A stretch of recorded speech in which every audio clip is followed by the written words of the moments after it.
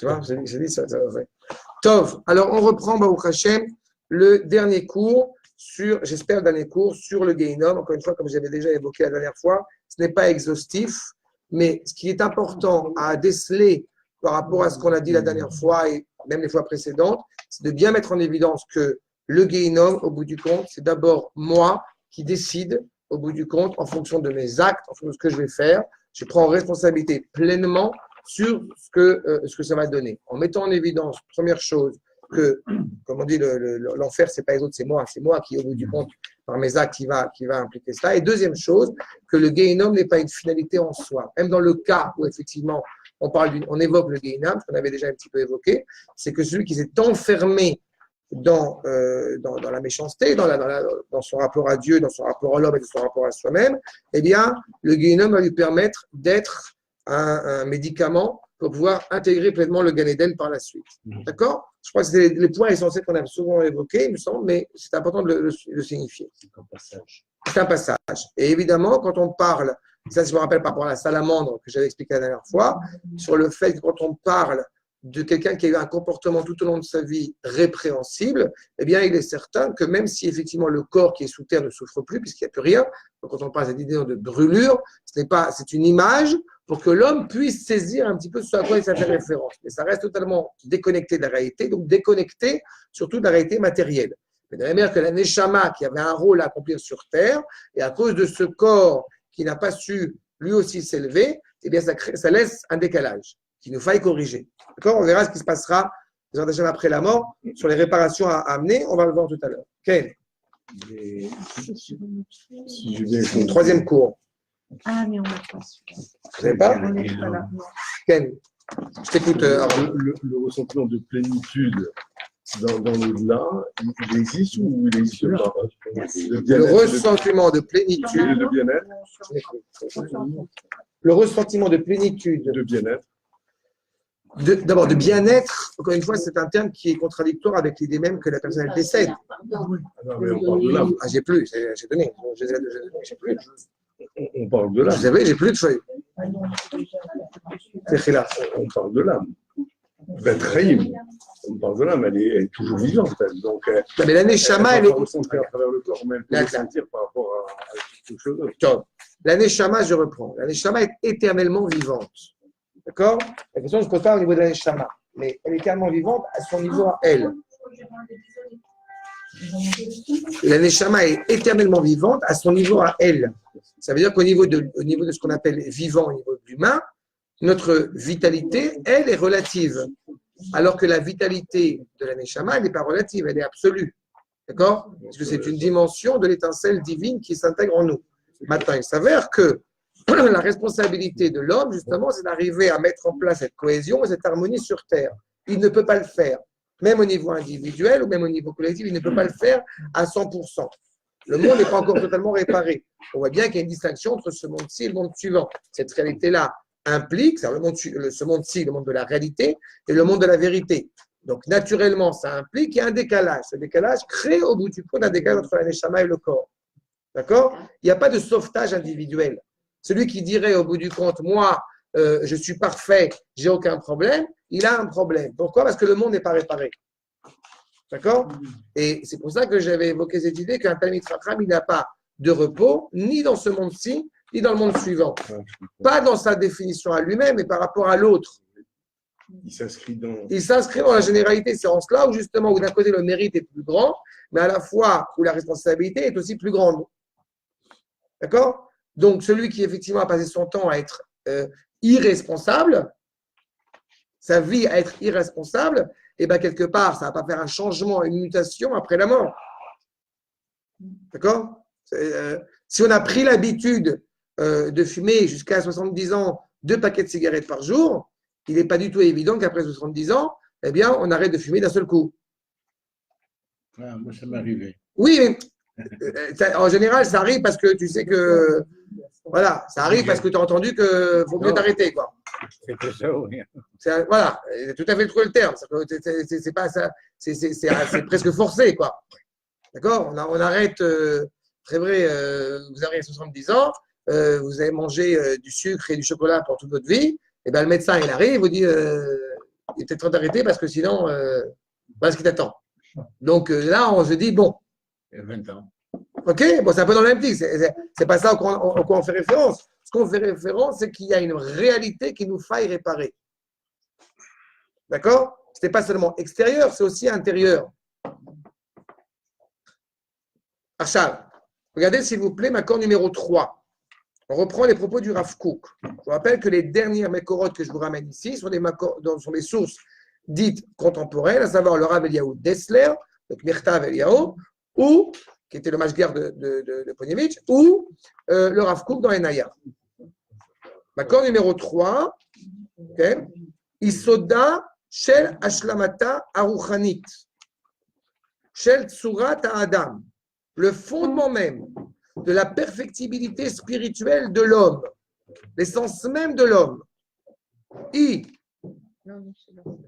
Vous l'avez? Parce que le troisième cours, je vois des gens qui. Non, tu l'as pas. Ah, ça, je ne connais pas.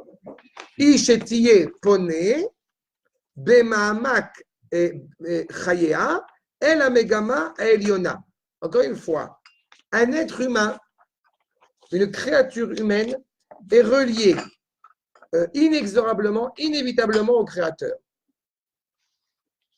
Par nature, elle est reliée au Créateur. Donc, un être humain qui se respecte, c'est quelqu'un qui, au bout du compte, va avancer pas à pas pour se relier à cette dimension du Créateur, à cette évocation de sainteté inhérente au Créateur. Donc, qu'est-ce qui se passe? Nation confondue. Non, je parle d'Israël. Je parle d'Israël. Les nations ont un autre. Oui, parce que encore une fois, quand je parle d'être humain, je parle d'Israël pour l'instant. À ce niveau-là, Athènes, Kéroui, Madame, c'est Israël. Aval. Mais c'est vrai qu'au niveau de l'humanité tout entière, on voit une certaine dimension. C'est-à-dire la dimension de recherche. Ce qu'on doit attendre de l'humanité, c'est effectivement de se relier au cœur, de se relier à Israël. À part cette semaine, les nations, au bout du compte, ont entendu un tremblement de terre, ont entendu des choses, des bruits étranges, sont allés voir Bilam, et Bilam leur dit, le peuple juif est en train de recevoir la Torah. C'est-à-dire que les nations, par essence, si elles, encore une fois, elles laissaient la possibilité morale d'évoluer, alors, eh bien, elles se relieraient à Israël pour pouvoir se relier à Dieu, pour pouvoir, par le biais d'Israël, se relier à Dieu. En tout cas, se relier à une réalité supérieure. Ils choisissent le mensonge, ils préfèrent évidemment la débauche, les déboires, c'est tout un problème. Maintenant, je reviens sur Israël. La nature profonde d'Israël, l'exemple que j'aime souvent citer, on a un talent pour jouer au violon. D'accord? Eh bien, plutôt que de développer ce talent pour jouer au violon, et donc d'abord de prendre un violon et de jouer dessus, eh bien, certains vont faire le choix de ne pas mettre en évidence leur talent au violon. D'accord? Ce qu'on appelle halam. En yiddish. Non? C'est dommage. C'est gâché. D'accord? Ils ont un lien inévitable à ça. Donc, c'est la nature de l'homme. Megamat HaKodesh HaKlalit, Shei Amedet Kiyum Kol Adorot Kulam. Qu'est-ce qui permet, au bout du compte, ligne 29, qu'est-ce qui permet, au bout du compte, à toutes les générations, comme tout à l'heure, Chantal parlait du maillon dans la chaîne. Qu'est-ce qui, au bout du compte, assure ce maillon dans la chaîne? C'est le lien de la créature au créateur. Dès qu'il y a justement un manquement, ça peut faire, encore une fois, une brisure, une cisure entre la créature et le créateur. Beruach ha'elyon, asher le'adam gvua, ianetia el akiyum shelamim. Qu'est-ce qui se passe? On a naturellement chez l'homme quelque chose qui est fixe. C'est une inclinaison, on va dire, à un instinct de survie. Cet instinct de survie, justement, amène la créature à avoir une sorte d'élan vital permanent. Par exemple, extrême, quelqu'un arrive à un certain âge, bon, il faut quand même que j'ai un enfant parce que j'ai envie que ça continue, que mon nom continue, que mon identité continue. Ça peut être une identité totalement vide de sens. Évidemment, l'idéal, c'est une identité qui a un programme. Amin bematzav achobek et kol netiyat kachaim kulam. On a un instinct vital, on a un instinct de survie. C'est inhérent à nous-mêmes. C'est comme je ne sais pas si j'ai l'occasion de le dire, quelqu'un qui fait une tentative de suicide en essayant d'arrêter de respirer, eh bien, il ne peut pas arriver. Parce qu'il y a un instinct vital inhérent à l'homme. Il va être obligé d'utiliser une substance artificielle, quelle qu'elle soit, pour essayer de mettre fin à ses jours. Pourquoi? Parce qu'au plus profond de nous, il y a cet instinct naturel qui nous est donné par Akadosh Baruch Hu lui-même. Vekeshe, rikuz, atochi shel hachaim, ou taor veidéali.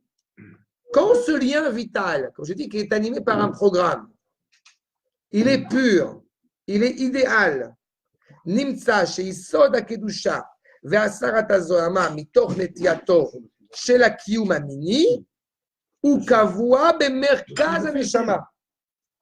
Je vais vous le dire, mais on entend pas. C'est-à-dire que, encore une fois, un homme, quand je dis homme, c'est créature, hein, eh bien, oui, non, ce n'est pas du tout machiste. Bref, encore une fois, quand ce programme vital, idéal, est inhérent à l'homme, eh bien, tous les actes qu'il va commettre ne prennent pas leur source dans quelque chose de bas, de grossier. L'instinct du Rav, netiyato chez la kiyum hamini, c'est-à-dire l'instinct intime. D'accord? On peut, encore une fois, je me rappelle au lycée, j'avais une prof de biologie qui avait dit la seule différence entre un homme et les autres animaux, parce que je vous rappelle que selon cette même théorie, nous sommes tous animaux, eh bien, la seule différence, c'est que l'homme peut aller avec sa femme par pur plaisir et pas uniquement par procréation. D'accord?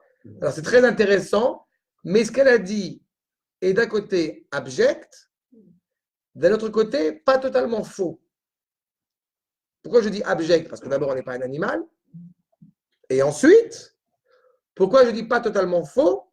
Parce que oui, il y a deux mitzvot, nous le savons pertinemment, qu'un homme accomplit avec sa femme. L'une, effectivement, de survie, de procréation, mais l'autre, et c'est dans la Ktouba, l'autre, pour le plaisir d'avoir cette unité avec sa femme. Maintenant, si cette unité-là, justement, elle prend sa source dans la sainteté, c'est parfait. C'est plus mieux.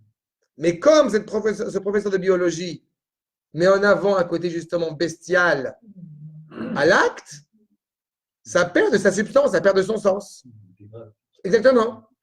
Oui, mais le couple a été fait par Hachem de cette manière-là, pour qu'il y ait une impossibilité de faire autrement.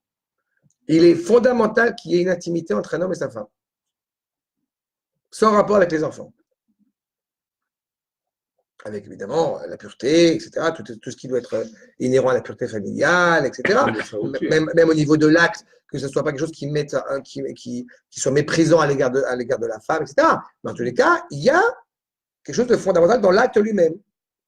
Aux yeux de la tradition occidentale, vous savez pertinemment que c'est quelque chose de totalement non avenu. Il n'y a aucune pureté dans la chambre. Exactement. On avait parlé de la kippa. Et très belle. C'est exactement. C'est exactement ça, le péché de chair, l'avdil, alpha, dos, que nous sommes en train de dire ici. Il te dit, je reprends. Isod akedusha, ligne 31. Isod akedusha, ve'asarat hazohama mitoch netiyato shel hakiyum hamini, ou kavua bemerkaz haneshama. Adam Arishon a eu une intimité avec sa femme avant même la faute. Donc ça n'a rien à voir. Ve'oseu et tzivyona shalem, beofen she'ein haruach niskak bejvil it'aluto, le shivron gamour. Au contraire, ça met en avant la perfection, la complétion justement de la créature, sans qu'il ait besoin qu'il y ait quelque chose de brisé, encore une fois, dans cette relation. Chez Barak Aledei, Leitata Esh Anora, chez la Geinom, sans qu'il y ait besoin, au bout du compte, du Geinom. quand les besoins naturels du corps et de l'âme sont mis en avant, il n'y a nullement besoin du Gehinom. Quand est-ce qu'il y a besoin du Gehinom? Quand l'harmonie, eh bien, au bout du compte, n'est pas mise en évidence. Par plaisir purement charnel, d'accord? Qui empêche cette cohérence, qui empêche cette harmonie.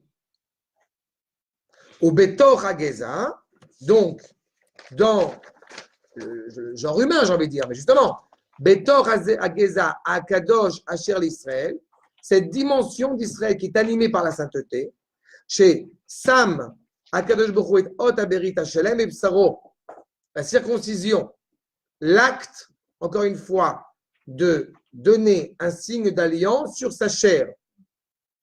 Omedet Netiazu, Be'etzem Avaya Shelachaim. Ça donne un sens à la dimension même de la vie que je suis en train de mener. Et pareil pour l'intimité, évidemment, puisque c'est animé par ce rapport à l'alliance avec Dieu. Je vous rappelle encore une fois que Adam, Yada et Chava Ishto, c'est à ce moment-là que Chava est entrée enceinte. Et le terme qui est utilisé, c'est la date. L'homme connut sa femme, reconnu sa femme. On n'est pas dans la connaissance intellectuelle. D'accord?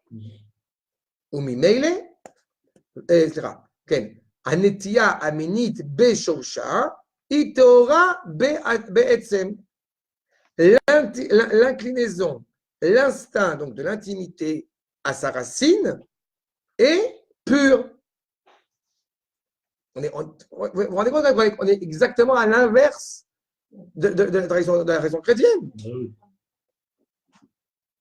Vehi, hi amekayemet et surata shel neshama. C'est elle qui donne au bout du compte forme à la neshama, sens à la neshama. Si j'avais été chrétien, j'aurais dit hi mekayemet et à gouf, et à mina enoshi. C'est elle qui, au bout du compte, va donner forme à l'humanité. On aurait pu comprendre l'instinct de survie. Et là, non. Tu ne peux pas réellement être un homme si tu n'es pas marié et que tu n'as pas d'enfant. Je parle de juifs. C'est pour ça qu'un rabbin n'a pas le droit de faire certaines choses s'il n'est pas marié. D'accord. D'où la blague célèbre. Vous savez la blague avec le sandwich? Non. Je sais. Oui, Vous connaissez cette blague? C'est le rave qui est avec un curé dans le train. Ah oui, oui. Non, allez, vas-y. Le rave, il est avec le curé dans le train. Le curé est en train de prendre un sandwich pur porc. Il propose au rave, vous ne voulez pas, monsieur le... Non, vous savez, chez nous, on ne mange pas. Ah, top, ils arrivent à destination. C'est dommage, vous manquez quelque chose. Ils arrivent à destination et il y a la femme qui vient accueillir son mari, le rave. Votre femme vient pas vous accueillir, monsieur le curé? Ah non, chez nous... Ah, c'est là ce que vous manquez. Dans tous les cas, il est clair qu'il y a une essence profonde dans cela. Beofen, chez Kemoshe Yarshav, Bematseva Ruchani, à tel point que telle qu'elle est, encore une fois, cette dimension de l'Eshama par essence, Imurshera le hit alot, gam le olam yoter meshuchlal ve le matzav yoter elion. C'est qu'au bout du compte, la Neshama, on a une capacité à faire en sorte qu'elle ne soit pas uniquement dans une dimension de descente quand elle vient dans ce monde, mais qu'elle peut continuer à s'élever. Si le corps lui-même est animé par cette sainteté.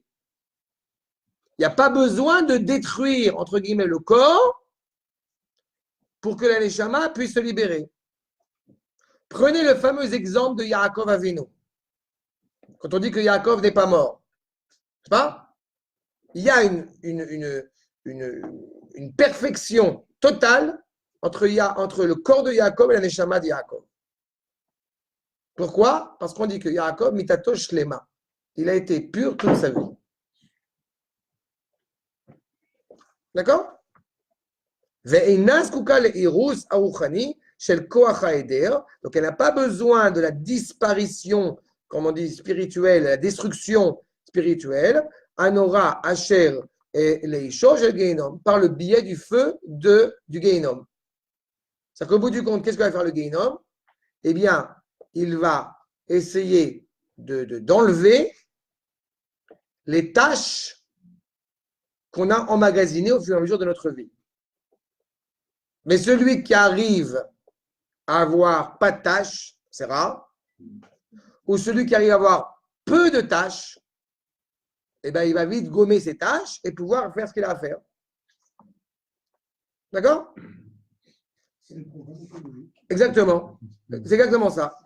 Regarde ce que dit, je reviens au Rav Dessler, maintenant numéro 4. Sauf à Geinom, l'école Echad ve'Echad, les filles machéou. D'accord? Comme dit l'expression consacrée, tu as vu comme tu étais mon fils, tu as vu ce que tu es devenu. Chacun en fonction de ce qu'il a compilé tout au long de sa vie. Et n'oubliez pas qu'on a le billet de la tchouva, qui est toujours un idéal, qui est toujours un miracle en soi, parce qu'on peut toujours réparer par le biais de la tchouva.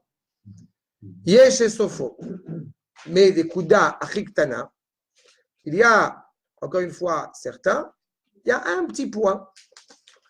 Shenisheret miruchaniut, kol echad ve'echad mi Israël. Il y a un point comme ça qui fait que Baruch Hashem Israël, eh bien, il est inaltérable. D'accord? Il est oui, ça, il reste quelque chose. Quoi. C'est quoi? C'est là que je beaucoup lui-même par le biais du prophète Malachi qui nous le dit. Nekudat lo ma'astim velo galtim lechalotam. Sache que parce que tu es Israël, eh bien, je n'aimais pas le désir de te détruire totalement. Il y a un truc qui reste chez Israël. Bon, on peut prendre des claques dans la figure, hein, mais il y a un truc qui reste chez Israël, ça peut être une preuve d'amour, qui fait qu'on reste éternel.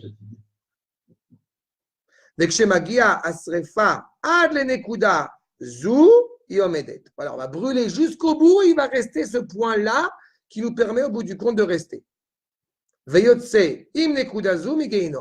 Avec ce point-là, il va sortir du Gehinom. Eh bien, Avraham Avinu, justement, Motzi, Kol Resh'ei Israël, Shenimolu min Gehinom. Avraham Avinu va sortir tous les mécréants qui ont été circoncis du Gehinom.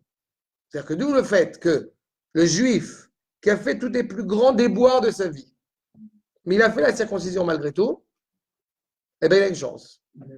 À son fils. À son fils. Ouais, et non, on lui a fait à lui. Il est circoncis. C'est ça? Ouais, enfin, il est pour rien. Vous allez dire, lui, J'ai pas entendu? Le Ishar Nida, Nida, le Isher. C'est ça, c'est la même idée. D'accord. Il reste un point. Je dis, mais encore une fois, le fait de se marier avec une Goya est évidemment un détail qui est très très grave, évidemment, ça on le sait, parce que c'est les implications qui sont derrière. Mais ça on l'a déjà parlé, je ne vais pas revenir dessus. Mais le fait est, c'est que, peu importe, je ne suis pas en train de rentrer maintenant de savoir, encore une fois, chacun ce qu'il a fait, ce qu'il n'a pas fait. Je dis simplement qu'il y a toujours un point qui fait que, entre guillemets, on est sauvable. On ne peut pas rester dans le Gehinom ad vida aeternam. C'est très important pour moi cette notion. J'ai quelques élèves qui me suivent maintenant sur le Gehinom parce que j'ai fait ça quelques cours et je vois que les gens ils me disent j'ai vu machin, je reçois des appels et ça m'émeut beaucoup et ça me touche beaucoup. Je veux dire pourquoi?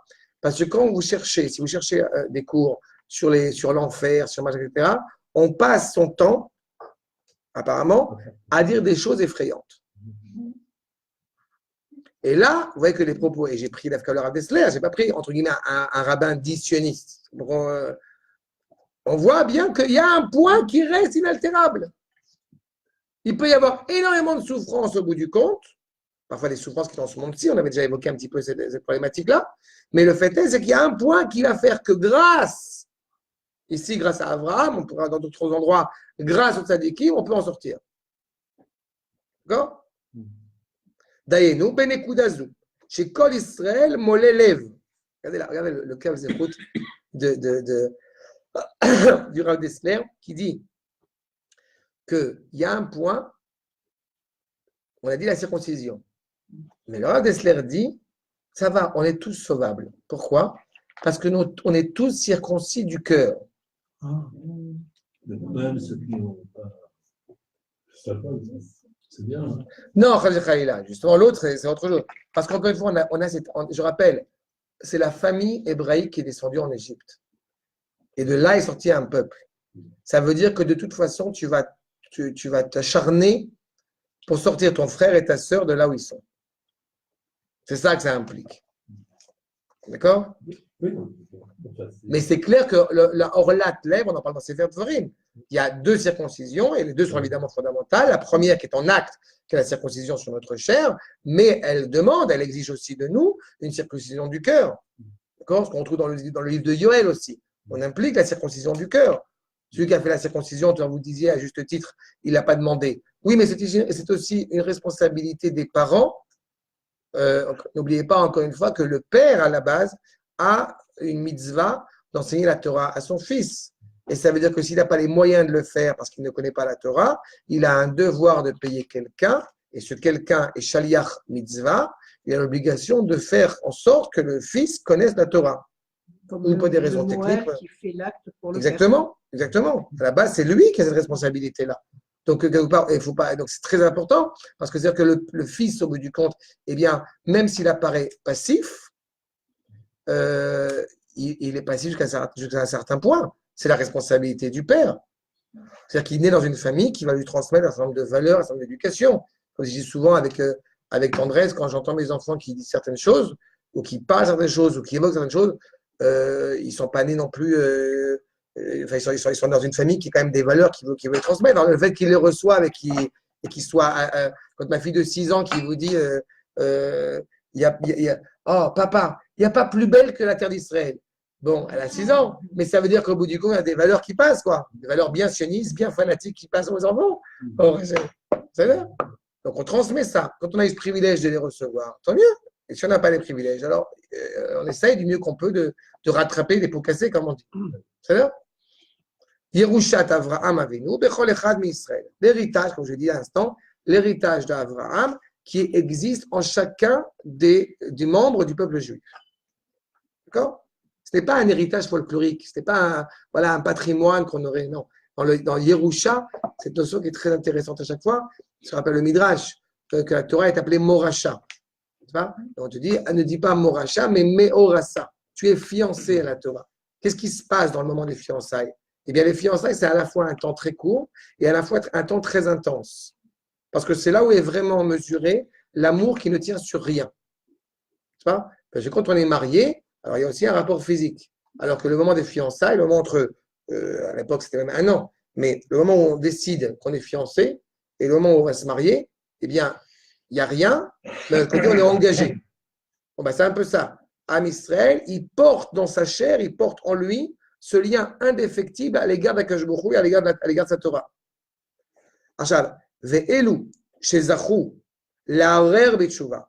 Ceux qui ont eu le privilège, okay, c'est zachu, qui ont mérité de pouvoir penser à la teshuva, d'évoquer le repentir. Zachu, vous voyez même le terme de repentir. Ça, je vous renvoie évidemment au Rav Kook quand on parle du retour. Repentir a une connotation très bigote, très religieuse, alors que la notion de retour, elle est beaucoup plus grande, elle est beaucoup plus large. Il ne faut jamais oublier que la teshuva, l'essentiel de la teshuva, c'est la chouv et la mekoriyut. C'est revenir à l'origine même de moi-même. D'accord? Je me suis perdu en chemin. Donc, je reviens à ce que je suis vraiment. Et donc, il dit, ceux qui ont le mérite de pouvoir faire ça, Zachu shesof geinom shelahem, ou shemagim lenekudat erurze. Eh bien, ils ont le privilège qu'au bout du compte, le Geinom, entre guillemets, s'arrête quand ils ont retrouvé ce point, l'essence d'eux-mêmes. Repentir, c'est triste, alors que Tchouva. D'accord, bien sûr. Repentir, c'est bien. C'est retrouver ça. La finalité est positive. Revenir vers soi. Exactement. Veyesh, shiur shel Shabbat. Sheim Aracha, Shamar Shabbat. Vous voyez, un exemple. Il a fait des choses mauvaises toute sa vie, mais il a fait Shabbat. Vous l'avez, c'est ligne 11. D'accord? Il a fait Shabbat. Il est méchant, il a fait des choses très problématiques, mais il a fait Shabbat. En esh shel geinom sholetet alav be Shabbat. Eh bien, il y aura quelque chose qui va se passer d'Afka Shabbat. Ah, c'est pas tout le monde, j'ai entendu dire. Tout le monde. Le samedi, il n'y a pas de. Ça dépend. Il dit Sheim Aracha Shamar. Tu vois la phrase devant toi. Sheim Aracha Shamar Shabbat. Mais Elle- s'il n'a pas. Ah, mais c'est pas ce qu'il y a écrit, Chana. J'ai fait la feuille. C'est pas ce que dit le Rav Dessler. Non, écoute, je dis autre chose. J'ai entendu. Ah, mais c'est pas ce que dit le Rav Dessler. Je viens de lire ce que dit le Rav Dessler. Je pose une question. Alors, je viens de répondre. Alors, il a fait, j'ai répondu. Le Rav Dessler, il te dit clairement, celui qui a fait Shabbat, même le rachat qui a fait Shabbat, eh bien, comme il a fait Shabbat, le Hashegeinom n'aura pas d'emprise sur lui le Shabbat. Il y a, encore une fois, des mitzvot auxquels on se rattache particulièrement. Chacun d'entre nous, eh bien, on se dit, mais comment ça se fait que j'apprécie particulièrement cette mitzvah? Eh bien, il y a des commentateurs qui vont dire, parce que tu dois avoir un aïeul qui a été particulièrement pointilleux sur cette mitzvah-là, qui la faisait avec une joie particulière. Pourquoi est-ce que la Brit Mila, malheureusement, on peut entendre aujourd'hui un petit peu, mais dans l'ensemble, pourquoi est-ce que la Brit Mila, eh bien, tout le Ham Israël fait la Brit Mila? Parce que le Ham Israël a toujours fait cette mitzvah avec un amour inconditionnel. Toutes les mitzvot que le Ham Israël a fait avec joie, eh bien, elles tiennent pour très longtemps. Mais toutes les mitzvot que ça a dû engager, même quand on parle, par exemple, du ménage de Pessah, pendant des siècles et des siècles, c'était même pire que ce qu'on fait aujourd'hui, entre guillemets, puisque c'était même plus douloureux, plus éprouvant qu'aujourd'hui. Et pourtant, les Juifs le faisaient avec une joie intense. Il râlait. Il râlait, mais il le faisait avec joie. Ouais, les femmes rigolaient. Il râlait, mais il le faisait avec joie. D'abord parce qu'il y avait tout un environnement. C'était on Oui. nettoyait les cuivres ensemble, communautaires, etc. Ashkenaz, Séfarad, etc. Donc il y avait quelque chose qui était très positif là-dedans. Donc c'est un fait que les Juifs ont voulu garder. Mais quand on a commencé à voir Pessah, chez certains, je l'entends malheureusement, sous un œil négatif, Pessah, c'est beaucoup d'efforts pour rien. On ne voit pas le plaisir de Pessah. Alors, du coup, on a commencé à essayer de chercher des alternatives pour apprécier Pessah. Il y a des mouvements qui essayent de ramener les Juifs à la Torah. Et une des choses que j'ai vues dans certains mouvements, même francophones, qui me gêne terriblement, c'est qu'on part du postulat qu'on n'aime pas la mitzvah. Donc, je vais faire en sorte de te montrer que c'est cool de faire des mitzvot. Eh bien, je pense qu'il y a un problème. Exactement. Je pense que plus d'Afka on transmet, on diffuse, j'ai dit à quelques élèves, je parlais de ça cette semaine, on peut me reprocher beaucoup de choses, que je suis extrémiste, fanatique, machin, que je suis virulent, tout ce que vous voulez. Mais il y a un truc sur lequel on ne peut pas me reprocher, c'est l'amour que j'ai pour la Torah. Et ce point-là, si vous le recevez, tant mieux. Mais c'est ça qui est essentiel. Et quand on reçoit ça, ça crée quelque chose en nous. Une adhérence. On n'adhère pas à quelque chose qui nous est étranger. D'ailleurs, Une adhésion. quand on sort le Sefer à la Beth Knesset, on sent cette espèce on est tous en transe. Hein. Bah ouais, en transe, mais en tout cas, ouais. En tous les cas, c'est ça. Venora l'ilmod misé, et on apprend de cela. Kama tsarich la amol, combien l'homme doit faire des efforts, l'agia, la mitzvot, pnimiyot. Chez Bifnim Alev. Il ne faut pas seulement adhérer à la mitzvah, malheureusement, comme on peut l'entendre, j'ai fait, comme on dit, les samnev. J'ai fait le vie sur la mitzvah. C'est bon, j'ai fait suffisamment d'actes sympathiques aujourd'hui. J'ai fait ma béa de la journée. Non. Je suis Baal Torah. J'épouse la Torah. J'épouse la mitzvah. Ça doit m'intégrer de l'intérieur. Irur, teshuva, beprimiyut. Il y a quelque chose en moi quand j'ai fait un acte répréhensible qui me met mal à l'aise. C'est ça le irur, teshuva. Avant même que ça se traduise en acte, je sais que je ne suis pas en accord avec ce que je devrais être. Sharei achitzoniyut, eina meula, eina po'elet be'etzem hanefesh. Quand on fait des actes qui sont uniquement générés par une comptabilité de manière extérieure, eh bien, ça ne va pas nous toucher du plus profond de nous-mêmes. Et par conséquent, l'otatzil chadeh shalom. Si tout notre rapport à la Torah a passé son temps à être bon, ça y est, on a fait la cérémonie, on a fait le cérémonial, on a fini le tekes, donc on peut maintenant, donc on a loupé quelque chose. D'accord? Ça y est, on a fini la gada. Vas-y, on peut commencer à parler de football, de politique, ça. Ouais. D'accord? Achal. Donc c'est ça au bout du compte. Maintenant, le rôle du Gehinom, regardez le Rav dans Enaya, l'accord numéro 5. Tafkido chez la Gehinom ou Klali. Il est général. D'accord? Encore une fois, l'objectif d'Akadosh Baruch Hu, c'est que le monde révèle tout le bien, ce pourquoi il a été créé. Comme, malheureusement, il y a des contradictions, donc le Gehinom devient nécessaire. Pour toute l'humanité. Atzad Agas, chez Bainoshiout, le côté grossier, le côté vulgaire de l'humanité. Chez Aor Elohim, Lo Chadar, Velo Yuchal Lachdor Bekirbam Pnima. Cette lumière divine qui n'a pas réussi à percer et qui ne peut pas percer à l'intérieur. Il n'y a rien de plus grave, et malheureusement ça existe, si je parle uniquement au niveau de l'âme Israël, qu'une personne qui dit, qui le pense, bon, ta Torah elle nous saoule. Il n'y a rien de plus grave que ça. Parce que ça veut dire que, bon alors au mieux, on va être gentil, au mieux il ne sait pas, bon ça va. Mais le pire, c'est que ça le saoule. Parce qu'il a appris, dans le cas où il a appris, et cette implication, cet engagement-là, ça l'ennuie. C'est qu'il n'a pas compris. C'est tout à fait. D'accord. Tout à fait. Tu as tout à fait raison. D'accord. Et c'est un problème. D'accord. Tu as tout à fait raison. Et on a eu malheureusement. D'accord. Et ça, c'est ça. Tu as tout à fait raison. C'est un vrai problème et on a vu parfois des cas de figure de gens qui ont grandi même dans la Torah de manière assez maladroite et ça a transformé des choses absolument dramatiques. Bien sûr, exactement, tout à fait. Ah oui, à chaque fois j'entends des histoires absolument rocambolesques, absolument terribles et je suis toujours, bon d'abord, souvent on prie avec le groupe pour que nos enfants ils soient toujours dans le chemin droit, parce qu'on sait bien que malgré les efforts et malgré la volonté, on n'est jamais sûr de rien, mais il est certain que, bon, c'est vraiment une parenthèse, mais c'est vrai que ça demande beaucoup de dialogue, ça demande beaucoup de réflexion, de savoir quoi exiger à un enfant en fonction de sa capacité à la fois physique et mentale et psychologique. D'accord? Quand j'entends à chaque fois des gens qui exigent de leurs enfants qu'ils soient présents toute la prière, qu'ils fassent toute la prière, je trouve ça alarmant. Demander à un enfant ce qu'il est capable de faire en fonction de l'âge où il est. Un enfant ne peut pas rester 1 heure, 2 heures à la synagogue, assis, et surtout s'il ne sait pas lire, et surtout s'il y a plein de choses qui rentrent en ligne de compte.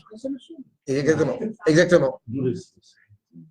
Et pareil pour la pudeur d'une jeune fille. Je sais que moi, je me suis assis avec ma fille, bon, ça soit depuis qu'elle est tout jeune, mais maintenant qu'elle est adolescente, et qu'on sait pertinemment que toutes ces notions de jupe en dessous le genou, à la limite, etc., eh bien, c'était l'occasion, même moi, de m'asseoir avec ma fille. Pourquoi c'est important la pudeur? Pourquoi ça... Et c'est important, parce qu'elle a une adolescente qui se construit, elle a besoin de savoir pourquoi est-ce qu'on est aussi pointueux là-dessus, pourquoi c'est aussi important. Ce sont des notions qui se discutent, pas d'être côté voilà, du dessus vers ça et qui peut être problématique. Mais elle ne se pose peut-être même pas la question, mais Justement. j'ai reconnu ça. Oui, mais je veux qu'elle se pose la question. Ah, c'est toi qui l'insiste. Je veux qu'elle se pose. Ça ne lui vient pas naturellement. Elle me dit d'ailleurs. Elle me dit, mais je m'en fiche, je fais, c'est normal, c'est la parole. Mais je veux justement qu'elle se pose la question. Parce qu'il viendra le moment où elle va se poser la question. J'ai évoqué l'idée, quand je parle de la pudeur, sur le fait que tout commence à l'intérieur et s'exprime donc à l'extérieur.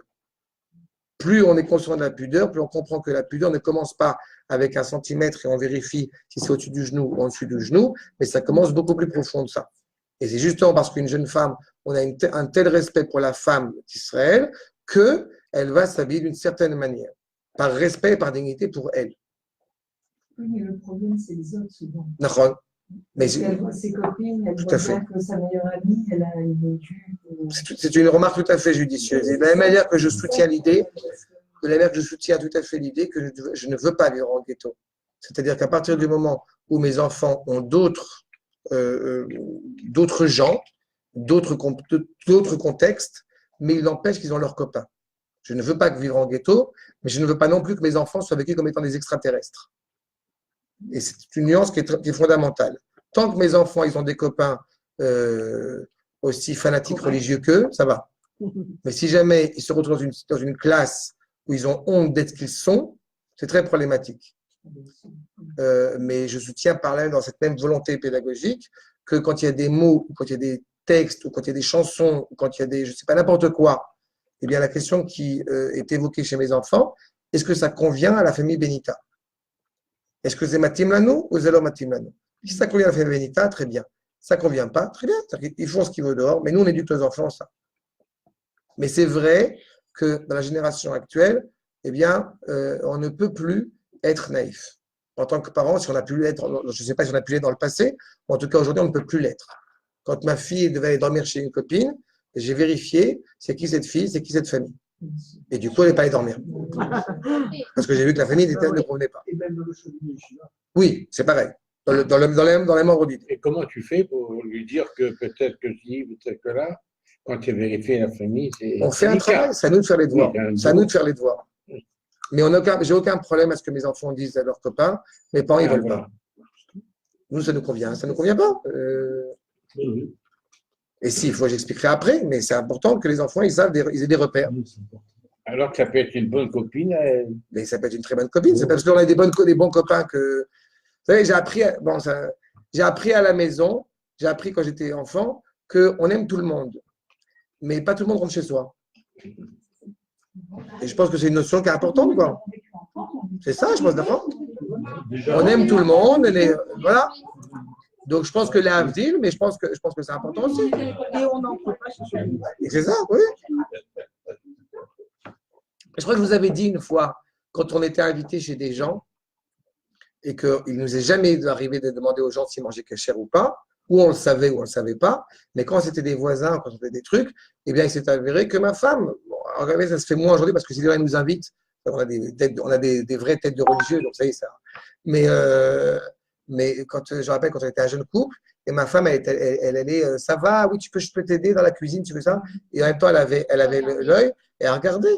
Et elle voyait discrètement, gentiment, sans incorrection de sa part, mais tu prends quelle salade, tu fais quoi? Ben ouais, elle voyait ce qu'elle faisait.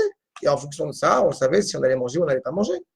Mais, et puis c'était une discussion, on invitait des gens chez soi, on parlait. Oui, nous on est très pointus pour prendre de la viande halak ou pas. Ça créait une discussion, les gens savaient ce qu'ils avaient en face. Et la bonne femme, la maîtresse de maison, savait qu'elle était là pour voir, puisqu'elle faisait la même chose. Oui, mais en général, encore une fois, tu sais, tu sens, quoi, tu vois les choses. Je n'ai pas besoin de vous expliquer, quoi. Dans tous les cas, il est certain que par rapport à une vitalité de Torah, on fait un choix dans sa vie. Et il est clair qu'on est amis, comme je dis, avec tout le monde, on peut être cordial avec tout le monde, mais il est certain, et c'est ce qu'il nous dit, c'est pour ça que le rôle du Guélam est général, comme il disait, mais qu'au bout du compte, c'est celui qui s'est fermé. J'aime toujours cet aphorisme du Rabbi Menachem Mendel de Kotsk, qui dit que justement, Akash Baruch rentre là où on laisse rentrer. Si tu ne veux pas qu'il y ait Akash Baruch dans ta maison, Akash Baruch ne sera pas dans ta maison, mais ça implique beaucoup de choses derrière. Donc c'est ça au bout du compte.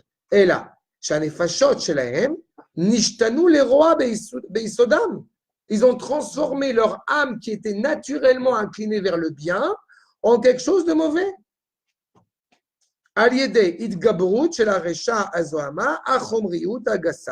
Encore une fois, la grossièreté, l'impureté, la vulgarité, elle leur a collé à eux.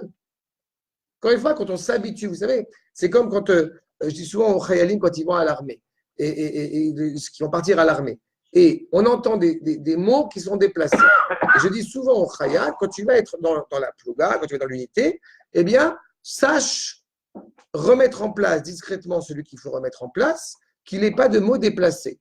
Parce que si tu ne le remets pas en place, eh bien, au bout du compte, tu entends un mot vulgaire. La première fois, les oreilles, ça fait mal. La deuxième fois, bon, ça passe. C'est comme l'eau dans la roche. Et puis la troisième fois, on commence à parler vulgairement. Donc, cette réalité-là, c'est ça au bout du compte. On a parfois des choses qui se passent, encore une fois, tout autour de nous dans la réalité. Et c'est à nous de faire un choix. Qu'est-ce qui nous convient le mieux ou non? Ve'em gamken, sauf femme chez Ivorar mehem, achel et katov vanachon. Même cela, justement, à la fin, s'éclaircira, se filtrera cette partie bonne et correcte qu'ils ont en eux. Ce qu'on a dit, qu'il y avait ce point qui était de toute façon inaltérable. Asher, belo ituch atzmi befnimiyut achaim, lo yuchal yitbarer. S'il n'y avait pas cette cisure, s'il n'y avait pas une prise de conscience intérieurement sur le sens profond de la vie, eh bien, le filtrage ne serait pas possible. Il ne faut quand même pas oublier que dans la sortie d'Égypte, seuls les Juifs qui se sont rappelés qu'ils n'étaient pas chez eux sont sortis. Celui qui n'avait pas le goût d'amertume dans la bouche ne sont pas sortis. Donc, il y a une demande d'éclaircissement de soi. Velo tuchal aitratshut atsuratit, le renouvellement, encore une fois, de l'âme, du sens profond de l'être, shel shinui atochen atzmi lavo al nefashot kaele. Si on n'a pas cet éclaircissement naturel évoqué par soi, je me pose des questions, je m'interroge. S'interroger, c'est déjà vouloir faire un éclaircissement. Mais celui au bout du compte qui ne fait pas cet éclaircissement, qui n'a pas envie de se prendre la tête et qui se laisse embarquer dans une réalité, il finit au bout du compte, entre guillemets, par se vider de cette substance et il empêche l'éclaircissement d'opérer. Dans une facilité aussi. Oui, mais le vrai sens, la vraie profondeur, elle est là. C'est que malheureusement, ce n'est pas du tout par réflexion. On n'a plus beaucoup aujourd'hui de personnes hérétiques. Au sens fort du terme, on a surtout des gens qui cherchent la facilité. Et justement, comme il y a un tel vide, donc on essaye, c'est peut-être un miracle, c'est qu'on essaye de se poser des questions, on essaie de réfléchir. Mais même dans la réflexion, certains vont choisir la facilité. Ils s'assimilent au milieu ambiant. Oui. Pas de vague, comme on dit.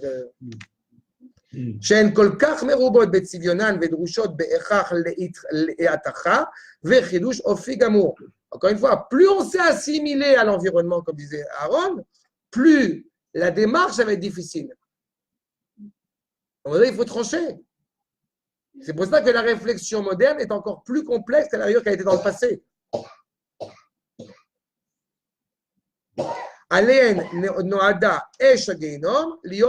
C'est pour ça que chez eux, justement, le feu du Gehinom va avoir beaucoup de présence.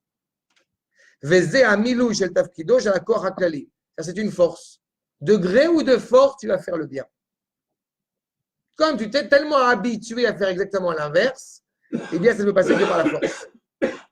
Yom HaKilion va aider chez le Gehinom pour arriver à la fin du Gehinom. D'accord? C'est comme vous avez des Juifs, malheureusement, pour les rapprocher de la Torah, ça doit passer par un électrochoc. Et cet électrochoc, il peut être grave, il peut être dangereux. D'accord? Ce qui permet encore une fois de le rappeler, mais à chaque fois qu'on entend, quand vous voyez, bon, Simone Veil est un exemple parmi tant d'autres, mais quand vous entendez les propos de Simone Veil, malgré tout ce que, bon, mais quand vous entendez les propos de Simone Veil de sa judaïcité avant la Shoah, vous comprenez dans quel contexte certaines communautés juives ont été retrouvées. Je ne suis pas en train de dire que c'est parce qu'ils n'ont pas fait Shabbat qu'ils sont morts à Auschwitz, mais il est clair qu'il y a une identité juive qui a été disparate bien avant la Shoah et qui leur a laissé croire qu'on n'a plus besoin d'être juif ou plus besoin d'avoir un sens à cette identité. C'est l'assimilation, ça. Oui, mais c'est une assimilation qui s'est bien installé. Je crois que je vous ai envoyé aussi, parce qu'ils l'ont diffusé sur YouTube entièrement, l'interview de Benny Lévy avec Thierry Ardisson. Ouais. Exceptionnel. Avec qui? Et je suis trouvé, c'est un autre truc.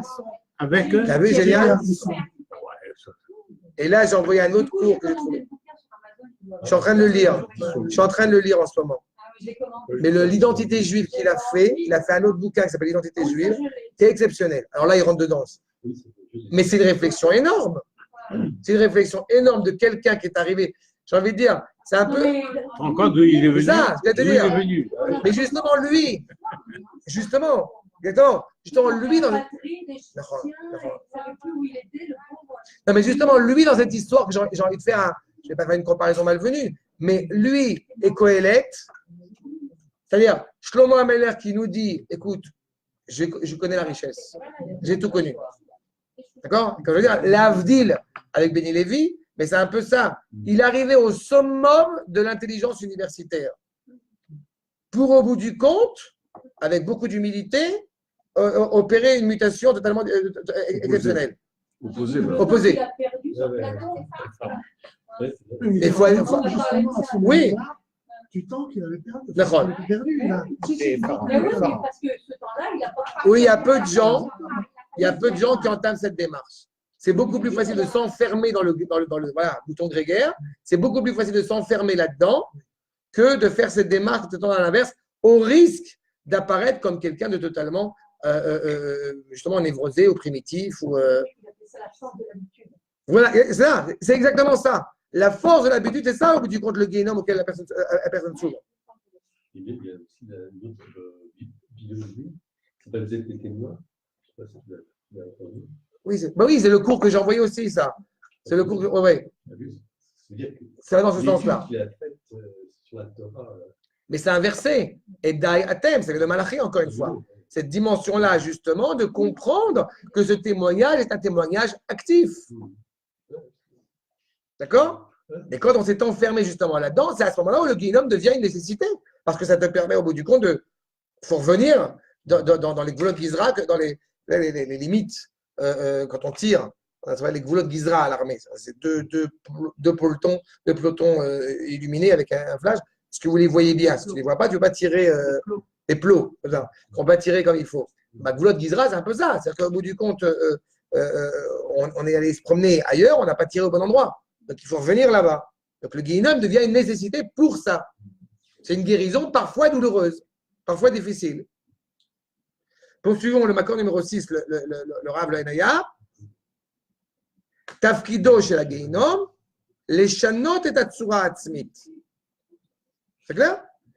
De changer, encore une fois, l'essence profonde de la neshama. La neshama a été souillée. Mais c'est très intéressant parce que on va le voir dans 2 minutes. Est-ce que le guénom, au bout du compte, change les choses? Est-ce que son rôle, c'est de changer les choses? On voit ce que dit le Rav, c'est de changer, au bout du compte, l'essence même de la vie qui a été tronquée. Le Rav Dessler va dire un petit peu différemment, va dire, le guénom ne change pas les choses, il gomme le mal. Mais c'est un peu dans la même optique. Il efface le mal. Poursuivons le Rav Kook. D'accord, numéro 6. נשמת החיים, הרוח והנפש, על ידי הכיליון של החלקים העצמיים הגרועים שנתעצמו בקרבם. Comme je dis, la neshama a été souillée. Il y a de la graisse autour du cœur. Le guénom va enlever la graisse. Il va supprimer les parties problématiques, les parties au bout du compte gangrénées. Le schéma peut être souillé. Elle est souillée par, comme j'ai dit, c'est des scories. C'est comme, encore une fois, c'est l'image qui est évoquée, c'est l'or qui a été sali. Ah oui. Donc, Le reste est l'or, mais voilà. les salissures, elles sont Exactement. Donc, il faut les enlever. Parce qu'il est inaltérable. C'est inaltérable. C'est ça, exactement. L'or, c'est inaltérable. Oui, c'est exactement l'image qui était évoquée. D'accord? Les chlours. D'accord. Se sont ajoutés sur l'autre. Encore une fois, quand vous avez les couches que disait Hanash, les Shirvod, les couches, vous avez une couche qui est mince, et puis il y avait des couches qui durcissent, quoi. Et plus la couche elle durcit, plus c'est difficile. Exactement. Et yatsu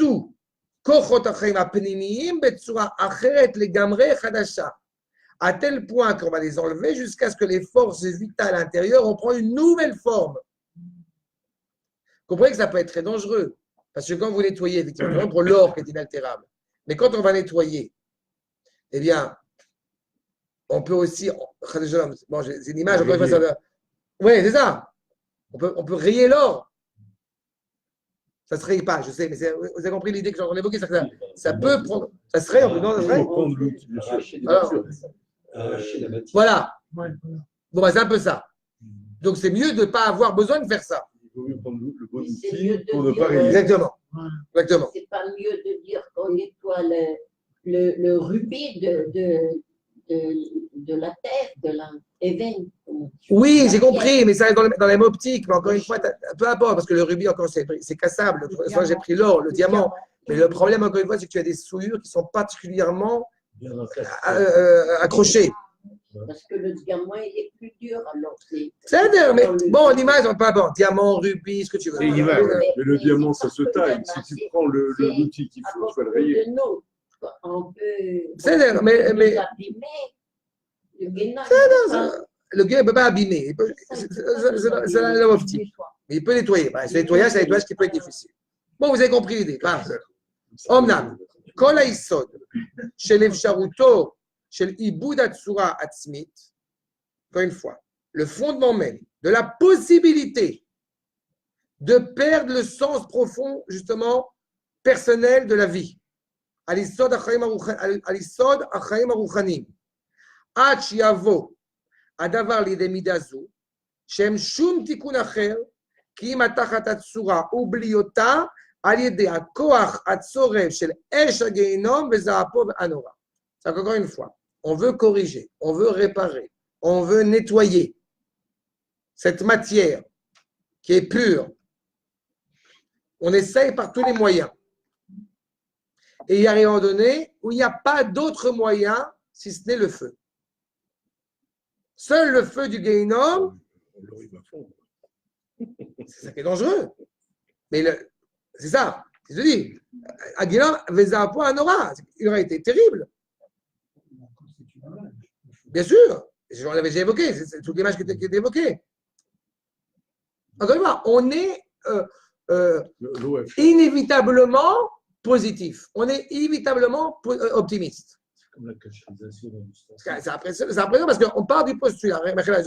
On part du postulat dans la culture humaine, à peu près quasiment chez tout le monde, que le monde est mal, que le monde est négatif. Et on va essayer, coûte que coûte, d'essayer de le rendre habitable. Exactement. Oh, parce que l'homme est un loup pour l'homme. Vous voyez qu'à travailler sur lui, c'est exactement l'inverse. L'humanité, c'est la fois notre force et notre faiblesse, justement. L'humanité est animée par essence par la dimension du bien. Et il y a des souillures qui vont se greffer dessus, qui vont s'attacher à dessus, qu'il nous faut gommer pour amener un monde, pas seulement bien, mais encore meilleur qu'il ne l'était au préalable.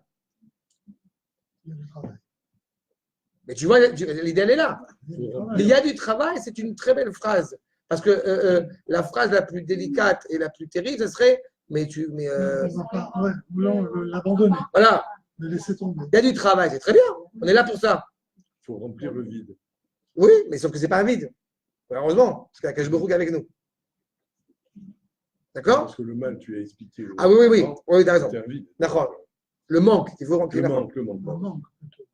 Le yochalavo, ki im banefashot, donc ça ne peut arriver réellement que asher isod haitan shel shmirat hachok haeloi mitoch hapachad hapnimi, ça peut arriver encore une fois. Vous voyez, ze lo yochalavo, ça ne peut pas arriver cette dimension absolument extraordinaire, si ce n'est chez ceux qui justement ki im banefashot asher isod haitan, que le fondement qui est fort, shel shmirat hachok haeloi, qui souhaite garder la loi divine, mitoch hapachad hapnimi, midvar Hashem, qui est motivé par la peur intérieure de la parole d'Akadosh Baruch Hu, eino kashur be'atzmiutan.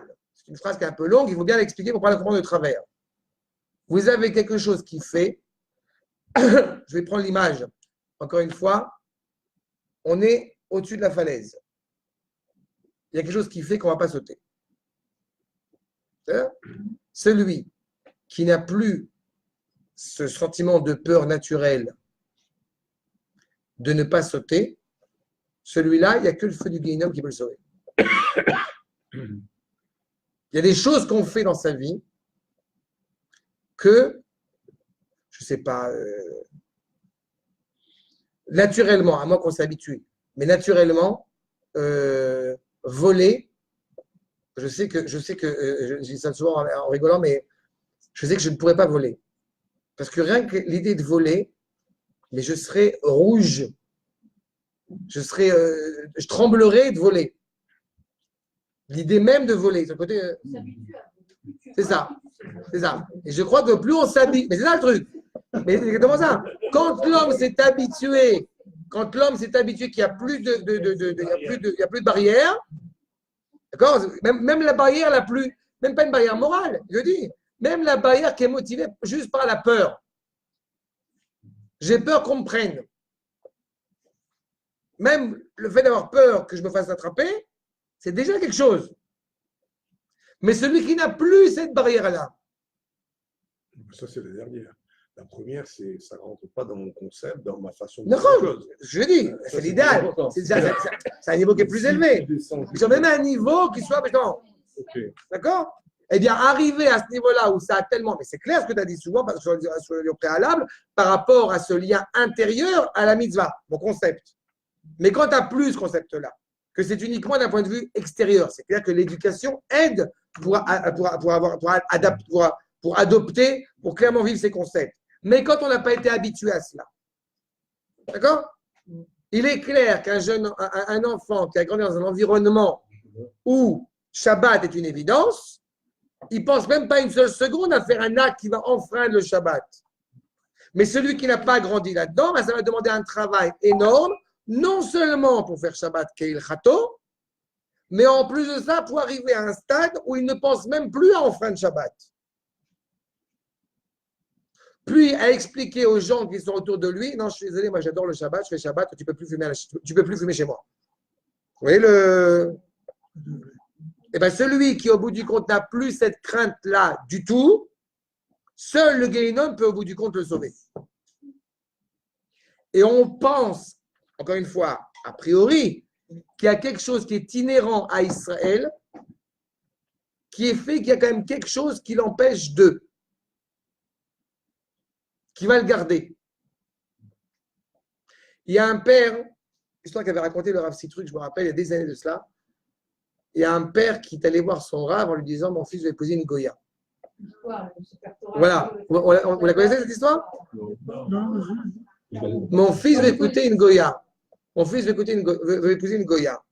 Et je ne sais pas quoi faire. Dis-lui qu'il vienne me voir. Ok. Qu'il vienne me voir à 6h du soir. Aujourd'hui, il vient à la synagogue. Le fils, malgré tout, il vient. Et il va voir le Rav. Et apparemment, c'est juste en vrai, entre parenthèses. Hein. Et le fils va voir le Rav à 6h du soir. Il ne comprend pas tellement pourquoi le Rav veut le voir. Ouvre la synagogue. Rentre dans la synagogue. Ouvre la ronde. Ouvre le. Top, mais qu'est-ce que vous voulez? Ouvre. Prends le Sefer Torah. Jette-le par terre. Et je ne peux pas jeter par terre. C'est exactement ce que tu vas faire avec ta Goya. Bon, bah, ça l'a calmé. Donc, du coup, il a épousé une Algérienne, malheureusement. Mais...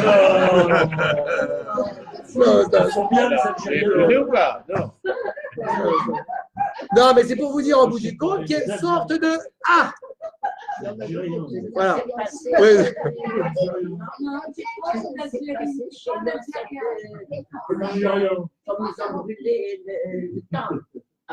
Ah, absolument. Très bien. J'avance. Très bien. Mais vous avez compris l'idée? S'il y a une barrière qui fait que. Il faut essayer. Oui. S'il a. Oui. En tout cas, Maché Enken, un effet chez Israël, l'âme d'Israël, à Azin Shebaumot Mitzad Agdusha. Il y a un culot qu'on trouve dans Israël d'un point de vue de la sainteté. Je dis souvent que, on voit ce qui se passe avec Yona.